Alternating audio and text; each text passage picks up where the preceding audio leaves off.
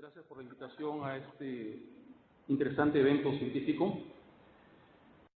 Me han pedido que hable sobre emisiones fotoacústicas.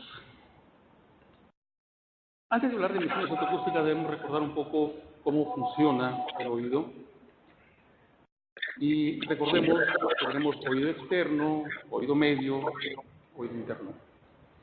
Cada parte con un funcionamiento específico. Nosotros sabemos que el sonido se transmite a través de ondas. Ese sonido puede llegar al oído interno de dos formas. Puede llegar por vía ósea o puede llegar por vía aérea.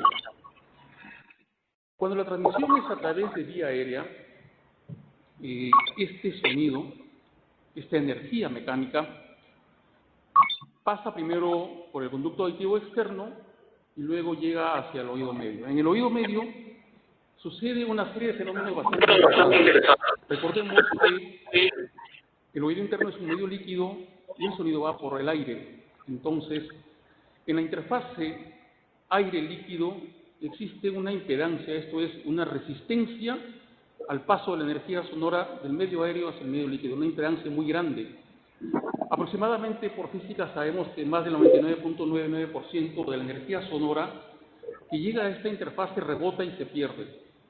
Entonces, para evitar ese rebote, para evitar esa pérdida de la energía sonora, es que el oído medio tiene una serie de estructuras que hacen que esa energía sonora pase del aire hacia el oído interno. Entonces tenemos membrana timpánica, tenemos un sistema osicular y el movimiento de la membrana timpánica va a hacer que se mueva la cadena de huesecillos y esta, bajo un efecto de palanca, empuja toda esta energía sonora hacia una superficie bastante pequeña que es la platina del estribo, 17 o a 21 veces menor que la superficie de la membrana timpánica. Y tiene que ver mucho también la tensión de la membrana timpánica, llamado un efecto cadenario, que permite que una membrana timpánica tensa y con las tres capas que nosotros conocemos que tiene el tímpano, vibre de manera correcta, como un tambor que está tenso. Un tambor tenso vibra de manera adecuada. Igual, si tenemos una membrana timpánica que tiene zonas de membrana donde hubo perforación y que cicatrizó finalmente, esas membranas funcionan mal, no vibran adecuadamente y eso genera pérdida auditiva conductiva. Luego la energía sonora viene hacia el oído interno y lo que hace este movimiento de líquido prelinfático mueve la membrana de Reissner, finalmente se mueve la membrana tectoria. Y cuando se mueve la membrana tectoria, lo primero que toca son los cilios de las células ciliadas externas. Entonces, los cilios de las células ciliadas externas son tocadas y al momento de ser tocadas se produce apertura de canales sodio y potasio. Las células ciliadas externas sufren mecanismos de contracción y estiramiento y este movimiento de estas células ciliadas son las que generan energía. Generan energía que va en dos direcciones. Una, por la rama aferente del octavo par craneal y la otra que va hacia el conducto auditivo externo y es recogida como emisiones, las emisiones fotoacústicas.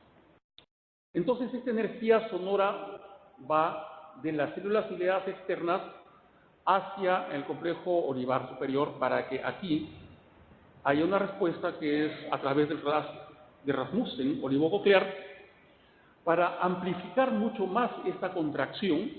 Y al amplificar esta contracción, la membrana tectoria toque ahora sí las células ciliadas internas y va el impulso auditivo, el impulso aferente hacia las estructuras del sistema nervioso central. Acá tenemos el haz olivococlear o de Rasmussen. Entonces, va hacia los núcleos cocleares, hacia el hemisco lateral, al folículo superior, etcétera, y va dirigido finalmente vía tálamo hacia la corteza auditiva para hacerse consciente del estímulo sonoro. Entonces, en el año 1978, Kell reportó unos hallazgos que a través del conducto auditivo externo él pudo detectar energía que venía de las células ciliadas externas. Esta energía procedente de estas células ciliadas externas son lo que nosotros conocemos como emisiones fotoacústicas. Entonces, Las emisiones fotoacústicas son sonidos de baja intensidad que se producen en las células ciliadas externas de la cóclea cuando éstas se contraen y se extienden, y lo que provocan, y son provocados típicamente por estímulos sonoros, aunque hay también emisiones fotoacústicas producidas en forma espontánea.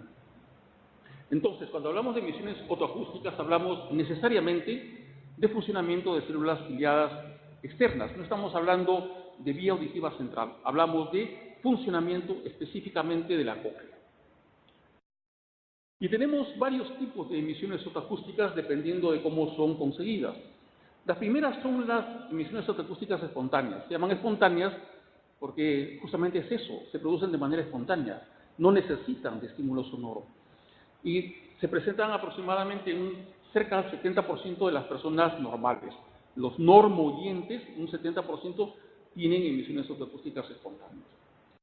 Luego vienen las emisiones fotoacústicas evocadas transient o transitorias. Son aquellas que son producidas por un tipo específico de estímulo. El estímulo sonoro es un estímulo clic. Son estímulos breves, pero que abarcan un espectro amplio de frecuencias. Entonces, con un estímulo clic, lo que se hace es, a la vez, al mismo tiempo, estimular una amplia región de la cóclea. Y van aproximadamente desde los 1000 a 4000 o 6000 Hz. Y se presentan en más del 99% de las personas que escuchan adecuadamente. Los productos de distorsión son producidos por estímulos de tonos puros. Se dan dos tonos puros de dos frecuencias distintas y lo que sucede es que se produce una emisión de otra frecuencia, la cual es recogida en el canal auditivo externo. Entonces, con los productos de distorsión mapeamos una región mucho más grande de la cóclea, porque para que se produzca una emisión fotoacústica por producto de distorsión, tanto la región de la cóclea de una frecuencia, porque son dos estímulos sonoros de dos frecuencias distintas, tanto ambas frecuencias tienen que tener la región que le corresponde a la cóclea funcionando adecuadamente. Las células ciliadas externas de esa región funcionan bien, además de la otra energía que es la que se produce por la mezcla de ambos tonos puros. Y luego viene los de frecuencia sostenida, que aún no se le encuentra ninguna aplicabilidad clínica todavía. Entonces, cuando hacemos emisiones fotoacústicas, nosotros tenemos por transient o transitorias, en aquellos en las cuales se da un estímulo tipo clic. Se encuentra el trazado en tiempo, en milisegundos, se encuentra la respuesta, donde acá podemos ver el ruido y tenemos la respuesta adecuada de las células ciliadas externas. Esta es una emisión fotoacústica transitoria de un niño que escucha adecuadamente. Sin embargo, gracias, doctor. Sin embargo, cuando hay pérdida auditiva, fundamentalmente hay ruido. ¿Ya? Aproximadamente acá hay menos del 13% que está respondiendo. Tiene que responder más del 70%.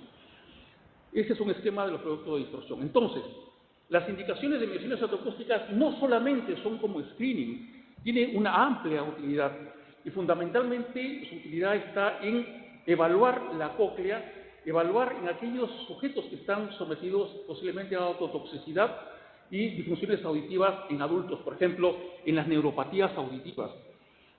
Nosotros hacemos emisiones fotoacústicas por producto de distorsión y además hacemos potenciales evocados auditivos, comparamos. Si tenemos hipoacusia neurosensorial y un potencial evocado auditivo normal con emisiones fotoacústicas que están fallando, el daño está en las células ciliadas externas. Ahora, como screening, si tenemos emisiones fotoacústicas presentes, significa que la función coclear está normal, que el canal auditivo está permeable y que el oído medio funciona bien. Si las emisiones fotoacústicas en el screening están ausentes, significa todo esto que está acá.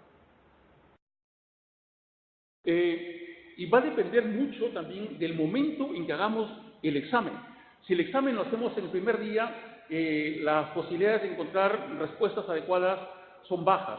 Entonces, lo ideal es a partir del segundo, tercer día y en el quinto día de haber nacido se encuentran las mejores respuestas. Y aquí finalizo, doctor. Solamente para indicarle que las emisiones otoacústicas tienen un uso bastante amplio en el screening auditivo neonatal como el primer paso. El primer examen que se debe hacer, emisión otoacústica transitoria en los recién nacidos aproximadamente a partir del segundo día de vida, y luego vienen los otros exámenes que el doctor Vadillo nos va a explicar bastante bien sobre los potenciales evocados auditivos. Bueno, y esto es todo. Este es el mensaje que les traigo, es que para poder hacer una evaluación adecuada, un screening auditivo adecuado, debemos empezar necesariamente con emisiones otoacústicas, y una emisión otoacústica alterada no significa necesariamente un daño en el oído interno, en las células guiadas externas.